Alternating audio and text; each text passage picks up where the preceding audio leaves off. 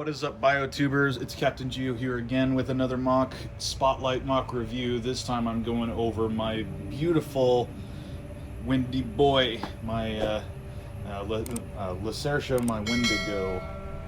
He is massive, mahoosive. So he is just taking up like my entire recording space. So let's go into size comparison like immediately. So here he is with Maku and Kongu for good measure. Just to show like he is a big boy. He's very big. He's very tall. And here he is with Makuta Mocs. He is a tall bean. So let's have Nuparu here. Nuparu Mari. He is not a small build by any means. So let's get into the whole MOC review thing now, shall we? So Lacertia was a in my story he is a Makuta, but he is taking on the form of a Wendigo. So he is basically the type of character that will invoke fear in literally anyone because he thinks it's fun. And he will kill basically anything because he thinks it's fun. So in basic terms like TLDR, you do not want to come into contact with him if you can avoid it. So if I can get my tape measure out really quick. To the top of the head, he's about 15.5 inches tall, but to the antlers, he's almost 17 inches tall. That makes him taller than my Bionicle builds. For example, Terry, they are comparable. They are very comparable to each other. Like at the top of the head, they are pretty much exactly the same height. However, due to the antlers, he is much taller by about another 1.5 to 2 inches. So, in Darkness Falls, he was kind of like the weak lackey to Pterodax and Cotharok. However, due to this revamp being incredibly mahoosive, he's just not going to be that type of character anymore. I'm gonna make another character for that instead, to be like the weak sauce lackey. So as I've shown off many times now, his ribs glow in the dark due to this glow in the dark paint.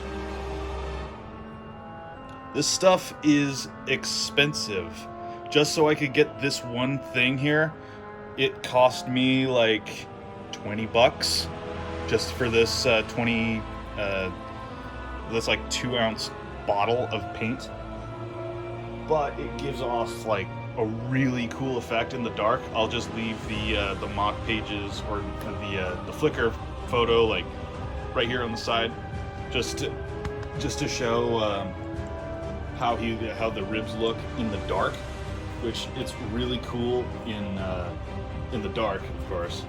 However, let's actually get into the MOC itself. So it comes on this stand.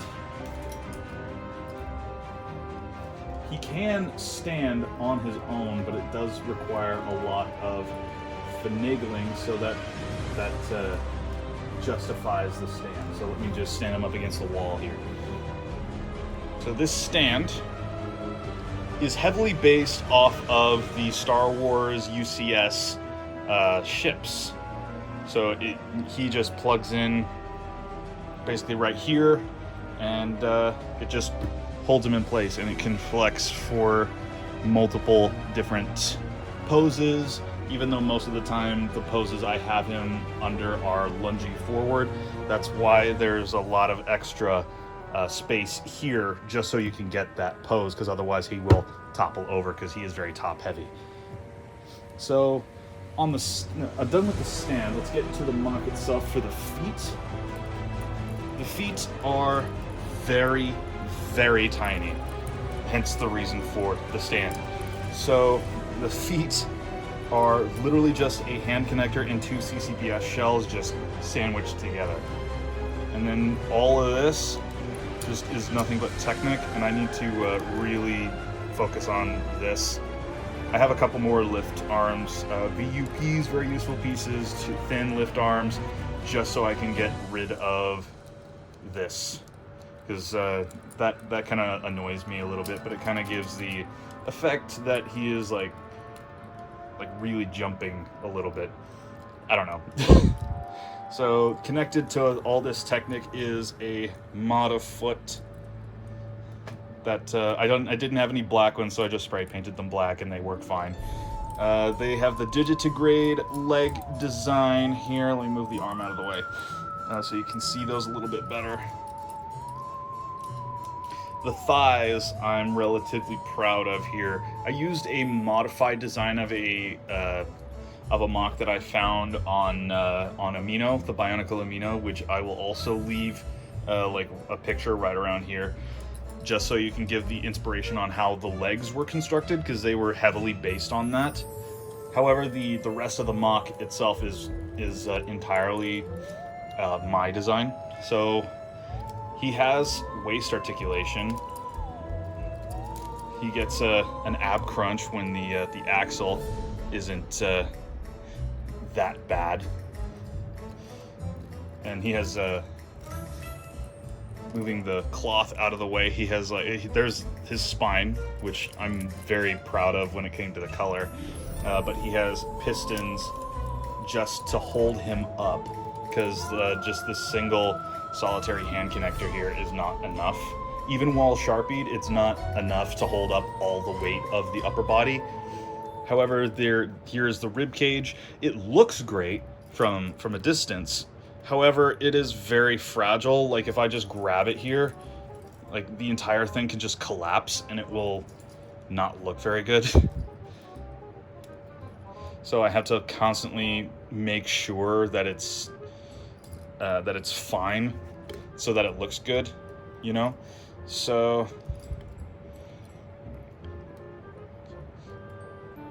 let's get to the arms here. The arms are almost entirely custom built. The hands are just normal-ish looking hands. They're like some of the most uninteresting things that you can even see here on this MOC. I left some chains here just so I could get the a good type of effect going on here. Like, he was ripped out of a cell and just is on the loose, broken out, and that's pretty much like, he is unhinged. He will kill you if given the chance. The elbow here, all the arms entirely, except for the hands, all the joints here are sharpied because they are so heavy by themselves. So now he can hold out like a bunch of weight, despite the jostling. Even there, you can see like all that construction is connected together.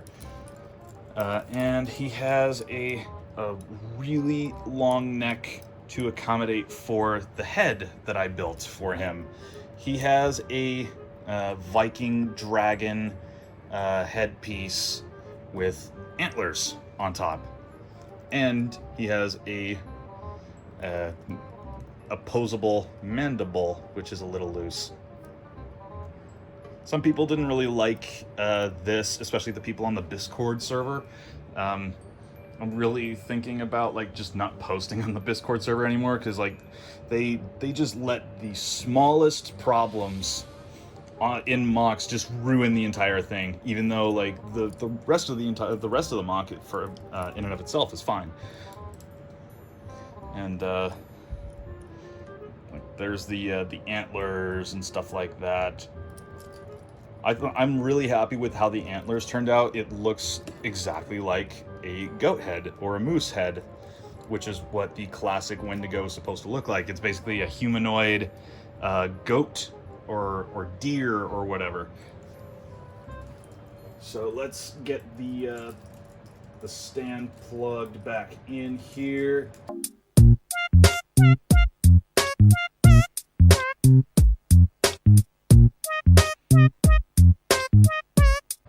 If I decide to make a how to build on Lacertia, I will include a how-to on the stand as well, because he basically cannot stand without it.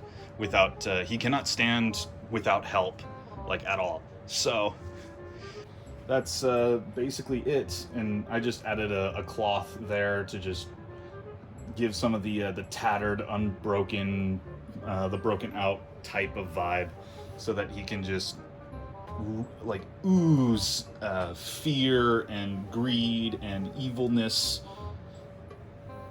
And yeah, I really hope you like how he looks, because he's basically just a display piece.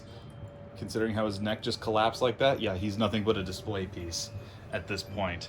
But he does that job like super, super well. For points of articulation, he has the ankles, the pseudo ankles down here, the knees, the hips, the waist, 2 shoulder joints, 1 elbow joint, and a wrist joint, and three neck joints, 1 there, and a 3rd at the head. And his mouth can open. So that is Lacertia. I really hope you like how he looks, and I really hope that that what I'm doing with his character in Darkness Falls is going to make him absolutely bloody terrifying, like how I want all my Makuta to be like completely just bleak and terrifying, and basically just like some of the worst threats that you'll ever come across in my story there in Darkness Falls. So thank you all for watching, and bump the camera. Thank you all for watching, and I will see you guys later in the next video. Catch you